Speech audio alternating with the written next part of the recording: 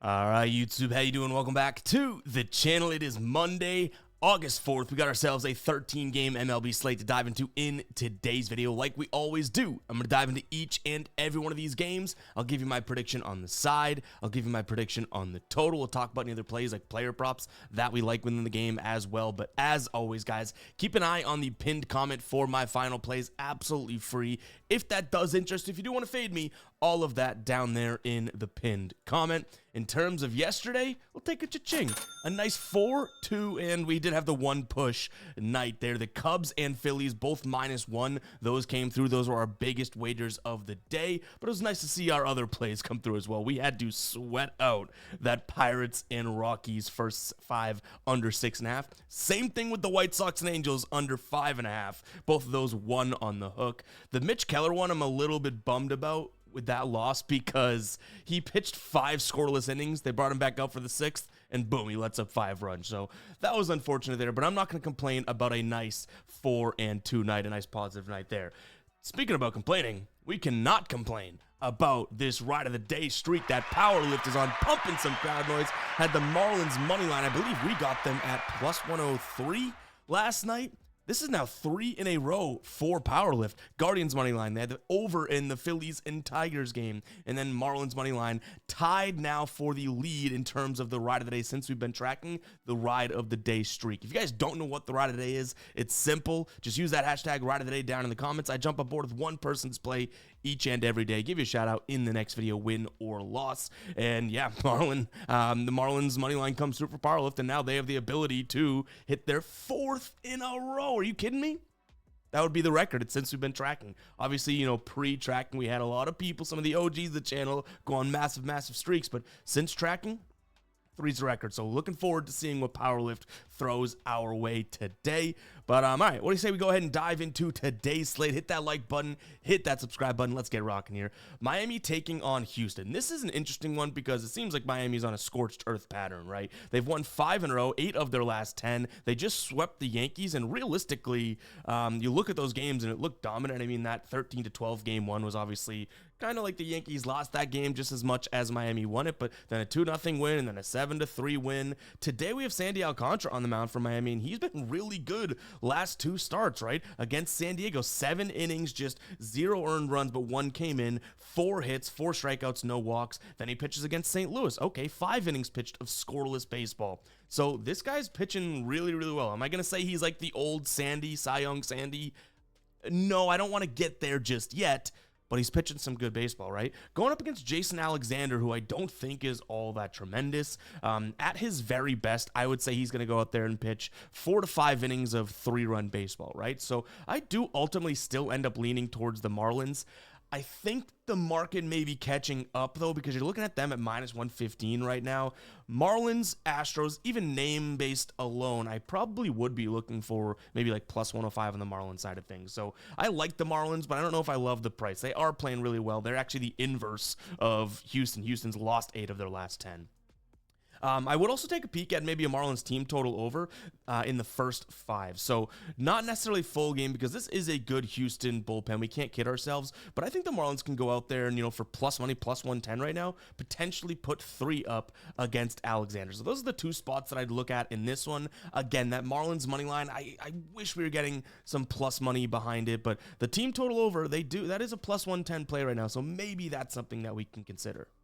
All right, next up, we have Pittsburgh taking on San Francisco. Johan Oviedo on the mound for Pittsburgh. He has not pitched in, I believe it's like 2 years. Last time we saw him in the MLB, 2023, he had a 4.3 ERA over 32 starts with a 1.37 whip. So nothing like terrible, but nothing all that great. He's got a career of 1.4 and a 4.32. He's going up against Verlander, who Verlander's been kind of a question mark for me, but in his last couple starts, you can't really argue that he's pitched fairly well. 1 hit, 0 earned against Atlanta. That was 2 starts ago. And then his most recent start against this Pittsburgh squad, 5 innings pitched, 1 earned, 7 strikeouts. So for me, the answer, I don't really want to overthink it. This is a giant spot. But what I think may be a better spot, and yes, you're paying a little bit of juice, so I'll throw that in there, but Pittsburgh team total under 4.5. You're getting it for -160 right now. Now, you look at this team and it's like, oh my God, they've been kind of crushing it lately and blah, blah, blah. They're coming out of a series in cores. No duh, they're going to go out there and score 16, 5, 9 runs. But prior to that, they were still struggling to score, right? Now, I'm going to admit that this Pittsburgh offense has gotten a little bit better than they were maybe a month and a half ago, but we've already seen Verlander look really good against them. He throws the fastball slider combo. This Pittsburgh team, 24th against the slider, 24th against the fastball in terms of runs above average last 30 days, and second to last, 29th in the league against the slider runs above average last 30 days. And this is San Francisco bullpen that I do trust, right? So I think Pirates team total under, yes, a little bit of juice. Maybe we'll see where that number goes, but that could be something that we consider today. The only reason I'm not just all over the Giants is I do kind of feel like there's somewhat of a fishy, trappy line out there. You can get the Giants right now for -116. You have Verlander, who's already looked good against this Pirates team. You have Oviedo, who has not pitched in forever. It's kind of like, what's going on here, right? You can even make the argument that Pittsburgh's bullpen's really taxed. It's a fishy price. That's why we might just pivot to the team total under. Kind of similar to the Marlins, how we think that team total over may be sort of a workaround and better value. Hey, real quick, guys, before we do move on with the rest of the games, I wanted to let you know that the Throwin' Gas collection is now live over on fademe.store. Fademe.store, or go to GuyBostonSports.com/store. We got 4 new launches. We have the Skeens one here. We have a Scooble. We have a Wheeler and a Crochet. Obviously, they're not actually them because of copyright reasons, but if you do want to pick up an awesome tee, head over there, fademe.store, Throwin' Gas collection right here. They're all in different pitching positions and different colors based on their team. Go check it out, guys. Really cool drop. We've already had a lot of hype behind this. We launched tonight at midnight, and appreciate the people that kind of jumped on board from the Discord really early there. So fademe.store, pick up some merch.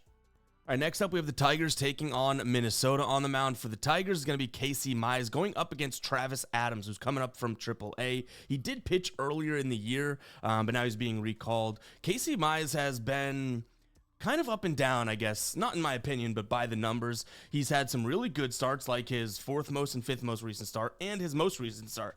And then he's had some iffy starts, like his 2nd most recent and 3rd most recent start. I will say him against the Twins, I do have a little bit of faith, and he's seen them a couple times this year, and one time they got to him, but that was back in April. More recently, June 28th, 6 2/3, 2 earned, 5 strikeouts. We'd take that any day of the week, right? So I think that Casey Mize is a massive pitching advantage here for the Tigers. I don't know if I love the idea of, laying that much juice with a Tigers squad that I don't know how trustworthy they've been, right? They put up 0 runs yesterday. Now, it was against Chris Sanchez and then Johan Duran. Like, what a tough 1-2 punch, right? Sanchez went 8 against them. And their last 3 games, Ranger Suarez, Zach Wheeler, Chris Sanchez. I get it, right? This might be a spot in which, okay, the Tigers remind us that they are a decent offense. So it's tough because it's a lot of juice, but I would pivot to a few things here, and they're all kind of related other than the player prop. Tigers money line, if you want to pay the price, sure. But you could also maybe take a peek at their team total over, or just flip it and hope that Casey Mize and the bullpen have a decent day and look at the Minnesota team total under. That offense has been very sporadic, and especially on the road. I don't know how much trust we really can put in them. This season, averaging just 3.9 runs per game on the road. Last 3 games, 3.6. So maybe there's some value there. I'd also take a peek at Cody Clemens. In terms of him, I just like the pitch mix. The fastball, the slider, and the splitter is what he's going to see out of Casey Mize, and the splitter and fastball, 2 of the pitches that he really does struggle against. So if he hangs a slider, sure. Anybody's going to hit a slider that just hangs over the middle of the zone, though, right? That fastball and splitter could be a really good spot here for him to go out there and hit. I believe against the fastball, last 30 days, he's like a -5.5 runs above average. So could be a nice look for a player prop spot there for Cody Clemens. All right, Philadelphia taking on Baltimore. Phillies came through for us last night with a 2-0 low-scoring win there, but Sunday Night Baseball, they cashed the -1 for us. Baltimore's coming off of losing 3 of their last 4. They lost 2 of 3 against the Cubs.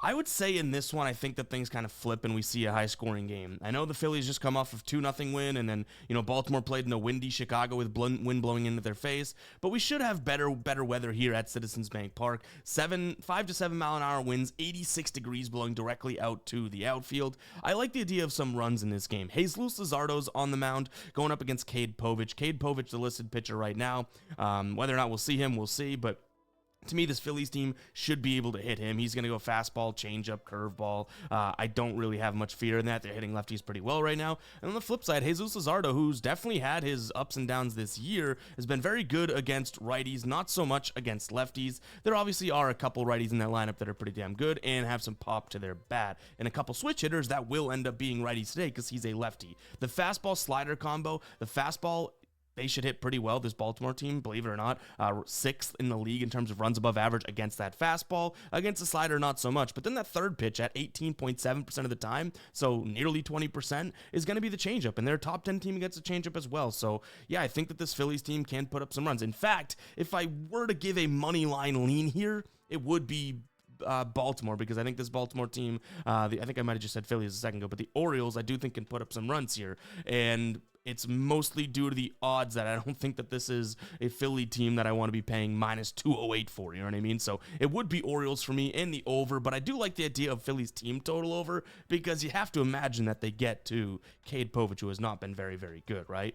And a player prop that I'm taking a peek at would be Jordan Westburg. You can see here, he's been crushing it as of late. Guys, this is the outlier screen, link down in the description, 7-day free trial. After that, just $19.99 a month. You hit some plays with this, pays for itself, right? But really good odds here is what I'm liking, and he's been averaging 3.3 hits, runs, and RBIs over his last 10 games. Last 20 still looks pretty good. On the season, not so much. On the season, on the road, drops off, right? But again, looks pretty good recently. We come down here. Jesus Luzardo against righty bats. His batting average jumps. His WOBA jumps against, so obviously that's good. And the slider he hits well. He's a 519 slider, WOBA against the slider right now, striking out less than normal as well. His strikeout rate drops from 22.3 down to 21.9. So I think this could be a decent spot for some near even odds on Jordan Westburg, over 1.5 hits, runs, and RBIs. All right, Red Sox taking on Kansas City. This Red Sox team coming off of sweeping the Astros, which I love to see as a Red Sox fan. Hopefully this win streak can stay alive. Today we have Brian Bayo up against Bailey Falter. Now, Bailey Falter was looking pretty damn good in his last couple starts. The thing is, he's with a new squad now, right? He's with the Royals, and both these guys have actually pitched fairly well. But overall, I do still kind of think that this is a spot for some runs to be scored. This Royals offense, maybe, just maybe, kind of starting to turn things around. They won 2 of 3 against Toronto there. Yesterday, I believe, was extra innings, so does that hurt or help an over? Not all that sure, but I'm still going to lean Red Sox as well as the over. This is some great weather in Boston. You have wind blowing directly at the Green Monster. It's about 82 degrees, and that wind, I think, is blowing upwards of 10 miles an hour. I think it's like 9 to 11, so yeah, could be some runs scored today.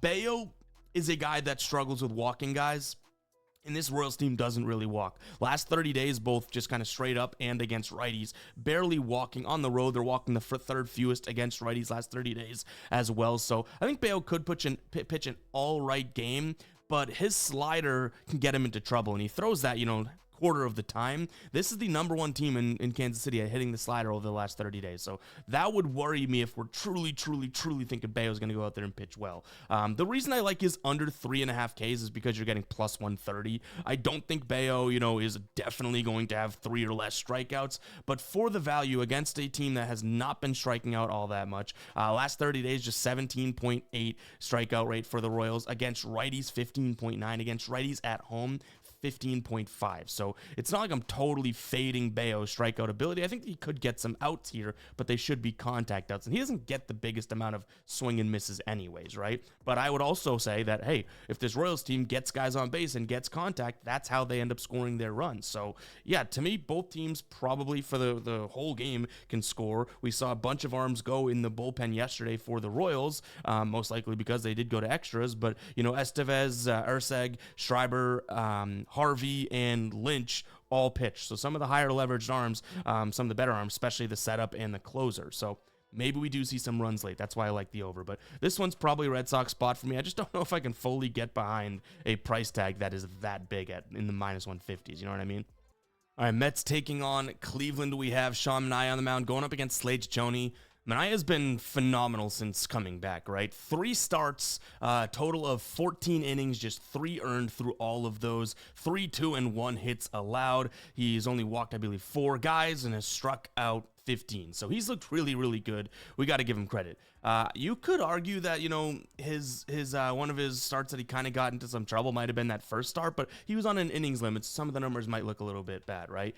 Slade Ciccone has been pretty damn good as well. Like, he really has. The problem is all of those starts, the last 3 starts, when you can make the argument, 8 1/3 pitch, just then it was 6 innings and then 7 innings. He's pitching deep into games. Those all came at home. He does have better away numbers on the season. So again, I'm not trying to like be nitpicky here, but you have to imagine a guy that's pitching well, then he finally has a road start, is due for a little bit of regression. But that even being said, I still think that this is a potential Guardian spot. Later on in the game, I think that they could have somewhat of a bullpen advantage, just ever so slightly. And the reason this comes down to a Guardian spot for me is because you can get plus 170 for them on the money line. They've won 4 of their last 5, right? This Mets team seems to be struggling. So to me, it's just a value play, but I don't mind the idea of the first 5 under. I get a little hesitant, and it's just a little hesitant thinking about how, well, is Manaea due for aggression? Is Ciccone due for aggression? Like, we're taking both of these guys at what seem like a really good peak in a sense. And, you know, are they about to be like, all right, well, you know what? And shoot and shit the bed, you know, because they've been so good. So that's my only concern, but that's like such a big if, right? Why not ride the hot hands? And you could say, oh, well, Ciccone hasn't looked all that great. If you're going to give me 8 1/3, 6, 7 innings pitched, and a couple earned, that's very good. I think that 8 1/3 did get dinged up, but still pitched deep into that damn game. So Guardians in the first 500 would be what I look at. I just feel like there's that what if in the back of my head being like, what if both these guys are due for aggression? In terms of a line for that and odds, right now, for under 4.5, you're looking at minus 107. You can even look at minus 155 for the under 5 if it makes you a little bit more comfortable. On the season here, Ciccone, 77% of his games have gone under in the first 5. And Manaea obviously hasn't really had the highest sample size. 2 of the 3 have gone over, but you know, still he's been pitching really, really well. It's been his team that actually goes out there and crushes, because again, he's the one that's been kind of allowing just 1 run through. So yeah, if you want to trust Ciccone, could be a spot. It might be something that we look at today. I just have to see if I could really sack up and be like, hey, he's not going to regress, he's going to pitch okay. All right, Atlanta taking on Milwaukee. Eric Fetty on the bump for Atlanta. He didn't look too sharp in his first start for the Brewers. He's going up against Quinn Priester, who I would say has looked pretty damn good. 1.6 ERA over his last 5 starts. He's gone up against the Cubs, Seattle, the Dodgers, Miami, and Colorado, but he did pitch 7 innings shutout against Colorado, so say what you want about that. He's been looking pretty damn good, so I think this is probably somewhat of a Brewers spot, but obviously you're paying a lot of juice for that. The Brewers are coming off of a series sweep against Washington, 16-8, 14 runs. I'm hoping that offense continues to go, because what I like here is potentially a Milwaukee team total over as well. And one, I guess, creative way we could probably get this down would be potentially looking at some of the offenses that we like today. We've already talked about Philly's offense, the Red Sox offense, maybe Milwaukee's offense. What if we do some sort of a team total parlay with those 3 and have a little bit of fun, right? So that could be a look, because Milwaukee's team total over is at minus 170 right now, over 3.5. You do get plus money for the 4.5, but I was kind of hoping right for that, you know, perfect 4 number. In terms of a player prop, Drake Baldwin under 1.5 hits, runs, and RBIs. I just like the pitch mix here. He's going to see the sinker from Quinn Priester. He doesn't hit that all that well. The slider, not so much. The cutter, he strikes out a lot. The curveball, already sub 10% now in terms of pitch mix. He doesn't hit that well, and the changeup, he doesn't hit well. So the only pitch I see him hitting okay is the cutter, but he swings and misses on the cutter a ton. So could be a nice little spot for Drake Baldwin under 1.5 hits, runs, and RBIs as well. We didn't really talk too much about Fetty's start. I said it wasn't all that great, but just FYI, in his first start as a Brave, it was against Kansas City, 4 2/3, 5 hits, 4 earned, 3 strikeouts, 2 walks, 1 home run. So not all that tremendous. You know what I mean? This is a guy that has not been all that great, and he's seen this Brewers lineup a ton. 90 plate appearances against, 13.3% K rate compared to an 11.1% walk rate. No bueno. Average against a 442 and expected slugging 466. So I think Milwaukee can get to him today, as long as they didn't, you know, blow their loading in that Washington series, scoring all those runs. Hopefully they keep that going versus, you know, they emptied out the bottle. Cubbies taking on the Reds. So the Cubs, we already talked about Baltimore, right? Cubs coming off of a nice, I guess you could say nice series against them, right? Now, we were on the right side of that Cubs game yesterday. They won 5-3. Cincinnati coming off of losing 2 of 3 against Atlanta. The offense looked really good in game number 1, and it's almost like it took the wind out of their sails, right? They scored 11 runs and caught the L, 12-11. In that extra inning ball game. To be fair, they went up 3-0 because we sweated out the Reds money line in that one. They went up 3-0 and then they were down like 9-3. So they were probably happy just to get that to extras. In terms of this one though, Lodolo's on the bump, and this dude is, I've been saying it all year long, fantastic when he is on the road. His last road start, 9 innings pitched, 0 earned, 8 strikeouts against Washington. Before that, it was against the Mets, 7 innings pitched, just 2 earned, 7 Ks, 1 walk. And then before that, it was against Philadelphia, 6 innings, 3 earned, 8 strikeouts. 2 home runs came too, so it's like a couple swings put up some runs, only with 3 earned runs to 2 home runs. He's been pitching really, really well on the road, and I think that that's going to be something that I focus on here, because Michael Soroka, who's been all right, I want to say, is on the mound for the Cubs, making his Cubs debut, if I'm not mistaken. I don't think he's pitched for them yet. He's been pitching really well, and I do think that he kind of raised his trade value, but this is not, like, I don't want to get, carried away here and act like this is the best that the Cubs have to offer. This should be a Reds team that's able to hit this right-hander who's going to throw fastball, curveball. So, yeah, I lean towards the Reds, but this is still Wrigley Field with some wind blowing in. So, Reds, but I'm going to give credit to the weather in the ballpark here. First 5 are full game under. One spot that I've already actually locked in now as a final play is going to be Dansby Swanson, under 1.5 hits, runs, and RBIs. I love the pitch mix from Lodolo, and to try and get Swanson, in his under. He's going to throw a fastball, sinker, curveball, changeup. The only one that Swanson's really hitting well, and I don't even know if you could say well, is the fastball at minus 0.5 runs above average. It's still a negative number, right? So I think that we could see some struggles out of him. The concern here is that he's been crushing it. Like last 10 games here, averaging, I believe, over 1.5 hits, runs, and RBIs. At home, he's been really well as well. At home against lefties, not exactly so much. And against lefties on the season, he's actually hit the under in 19 of 32 games. So what's that, 59-60%? So yeah, maybe it is a good little spot here. He's also 1 for 14. That one is a home run. It's either 1 or 2. I know he has a home run in 14 at-bats against Lodolo. Hopefully that's not the case today, but Lodolo's been really good against righty bats. Swanby being a righty. So yeah, it's going to be a player prop that we've already locked in, so you can expect that with the final plays. Texas taking on the Yankees. This Yankee squad, I say it all the time. As a Red Sox fan, I'm kind of loving what's going on, but man, oh man, I just don't understand. Now, they got swept by the Marlins in a 13-12 game, a 2-0 game, and then a 7-3 game. Texas, coming off losing 3 of 4, though, against Seattle. They had, opportunities yesterday, obviously, and just couldn't pull it out. I would say that this Yankees squad's probably in a better spot. So, yeah, I'm going to lean Yankees in this one. But you might want to beat around the bush and get there. Maybe you just trust Max Fried, who's on the mound for them. He's going up against Patrick Corbin.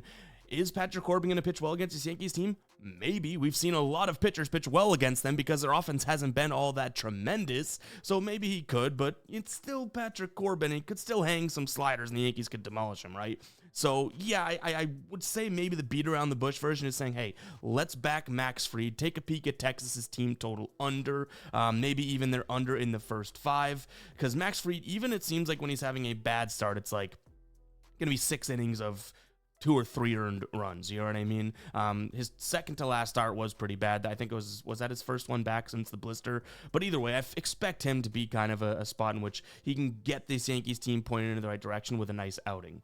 2 player prop spots, and again, these are kind of aligned with liking the Yankees. Patrick Corbin over 4.5 hits. You're paying a little bit of juice for that, but he's going to throw the slider and the sinker and the cutter. Yankees top 5, if not their top 10, in against all 3 of those pitches last 30 days. And I also don't mind Seager under 1.5 hits, runs, and RBIs. He hasn't had the best of success against Max Fried, 0 for 5 in his career. He's worse against lefties than righties, and Max Fried batting average against drops down to 207 against lefties. He's going to see the cutter 30% of the time. His WOBA drops. The curveball, his WOBA drops. The sinker is his first pitch that he hits pretty well, and that's all the way down at 16%. So Corey Seager under 1.5 hits, runs, and RBIs for decent odds. Minus 110 could be something that we're taking a peek at here today. Colorado taking on Toronto. We have Tanner Gordon on the mound for Colorado going up against Eric Lauer. Don't have to spend too much time on this. I like the Jays, whether or not you can get a good -1, or maybe it's just the run line -1.5. Their team total over as well, even though it's going to be way, way up there. I would think that they come into this one kind of fired up after losing 2 series in a row now. They lost 3 of 4 against Baltimore and then 2 of 3 against Kansas City. Lauer's a good pitcher. You know, they should want to get fired up here and score some runs. Speaking of Lauer, I like his under 3.5 earned. The lack of Coors experience obviously is one thing, but secondarily, he does not really pitch to ground balls, and guys don't necessarily swing and miss all the time with him, so maybe that's kind of a way to get some runs being scored in, but at the same time, he does throw the fastball, which is the pitch that, you know, I don't think this Rockies team is all that great at hitting, and he can go curve, changeup, sinker after that, so kind of hoping, or I think it's a slider after that, so I'm hoping those are spots in which he can kind of reel it in, and even if he allows 3 through 5 or 6, something like that, we're still asking for a lot for that under 3 and for that 3.5 to go over. So I don't mind the under 3.5 as a good pitcher, but it is kind of like a slight lean because again, I'm more so usually looking for guys, especially in Coors, that keep the ball on the ground. Eric Lauer, not necessarily one of those guys. He has a lot of fly balls off the bat. Angels taking on Tampa Bay. On the mound for the Angels going to be Yusei Kikuchi going up against Adrian Hauser, who's making his first start here as a Tampa Bay Ray. He's obviously was having a pretty good year. His last couple starts, maybe not so much. I mean, you could argue against the Cubs in that win, 6 2/3, 3 earned. Like, yeah, you're going to see 3 earned, but over 6 2/3, that's all right, right? Now, Kikuchi's been very good at home this year. His last couple starts are tanking his numbers just to some degree. 4 2/3, 5 1/3, 3 earned, and 3 home runs over those 2 games. So maybe not so much. He has some really good numbers against his Tampa Bay squad, but to me, at the very worst, this is somewhat of a 50-50 type of a toss-up, right? Now, I will say Tampa Bay's offense sketches me out a little bit, but for plus money, it's going to be the Rays for me today. I also don't mind the first 5 under. I think both these pitchers can kind of come out there and pitch fairly well. You're going to have the sinker and keeping it on the ground from Hauser, and then the slider and the fastball from Kikuchi should be pretty good as well. Now, I like the Rays because, again, 50-50 spot, and you're giving me plus 111 right now. Seems like we're getting the nice side of the coin in terms of the payoff, right? Now, in terms of a player prop, I kind of want to trust Hauser against Adele here. Adele, not so great against righties, batting just 220 on the season. WRC plus drops to 95. And then Hauser against righty bats, perfect, 208 on the year. WOBA drops down to 225. Adele's going to see the sinker, his WOBA drops. I believe his strikeout rate drops as well, which would be a good thing, but still doesn't matter. He's not getting on base. Curveball, his strikeout rate goes through the moon, 44%, and his WOBA, this is the second pitch from Hauser, right? 137 in terms of his WOBA. Changeup, same thing, 40% strikeout rate. And fastball, his strikeout, and we're already down to the fastball, 14% of the time he's going to see it, goes up. Adele has been struggling. He's moved down in the lineup. You're getting -104 odds over on Novig right now. So those 3 plays, I like them all.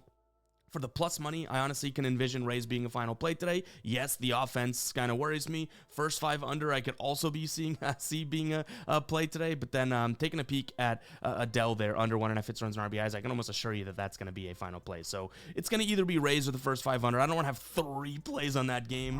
That'd be psycho. We'll sound psycho alert alarm for that. But even 2 is a little bit crazy. But I do like all of those spots. I do. All right, D-backs taking on San Diego. On the bump for the Diamondbacks going to be Brandon Pfaadt. He's honestly been a lot better than he was, right? Like, we can give him a little bit of credit for that. I guess his last start, I forget who he was against, but he did get shelled. But prior to that, he was looking pretty damn serviceable. He's going up against JP Sears, who's now making his first start for San Diego, and he honestly wasn't all that terrible. You throw out that start against the Guardians, and he was pitching pretty damn well over his last 5. You throw in the fact that Arizona, you know, seems to have given up. I mean, yeah, sure, you're going to be like, oh, Ev, look at their last 2 games. Fine. They got to Perkins. They got to JT Ginn. Whatever, right? I think that San Diego probably gets the best of them here. San Diego's won 7 of their last 10. Do not look now, but they're starting to score some runs too, right? Listen to their last 7 games. This is most recent to least recent. 7-5-4, 5-7, 7-9.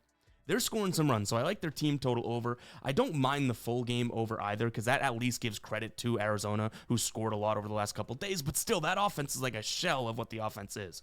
Speaking of that, Blaze Alexander, under 1.5 hits, runs, and RBIs. We have him right now as a minus 3.4 in terms of a pitch mix rating. He's going to see fastball, slider, neither one of those pitches that he hits all that well. The changeup, also a pitch that he doesn't hit all that well. Those are pretty much the 3 pitches that JP Sears is going to throw in. Oh, throw in the fact he's batting 167 against lefties over the last 30 days. That's definitely got a chance to be in a final play. But again, Padres kind of right there as well. I worry a little bit about the Padres bullpen. Suarez, Adam Estrada, Marone, they all went yesterday, but only Estrada pitched the day before. So some of those guys would be used if they truly do need them. All right, before we get to the last game of the night, go ahead and comment 29 if you made it this far into the video. Do truly appreciate you. And you commenting 29 lets me know that you made it this far. We have the Dodgers taking on St. Louis. Glass now up against Sonny Gray. Sonny Gray's coming off of a couple, or I guess I should say a few starts in a row that are a little bit shaky. Glass now's coming off of one of his worst starts of the season against Cincinnati. I think both these guys bounce back. I'm going to lean to that first 5 under, but for the price right now and the way this Dodgers offense looks, I think it's only going to be St. Louis for me. I don't think that I get there, just being honest with you. I think that this is, if anything, going to be a first 5 under. And even the first 5 under, you can get a little sketchy because it's like, well, think about the names and the lineups, right? But neither one of these offenses is looking all that great. So it's going to be Cardinals for me and potentially that first 5 under. Both are slight leans, but if I had to rank them, first 5 under probably ahead of that Cardinals spot. But guys, it's going to wrap it up for today's show. Hopefully you guys did enjoy. If you did, go ahead, hit that like button, hit that subscribe button. I'm going to catch you guys in the next one, all right? Peace out.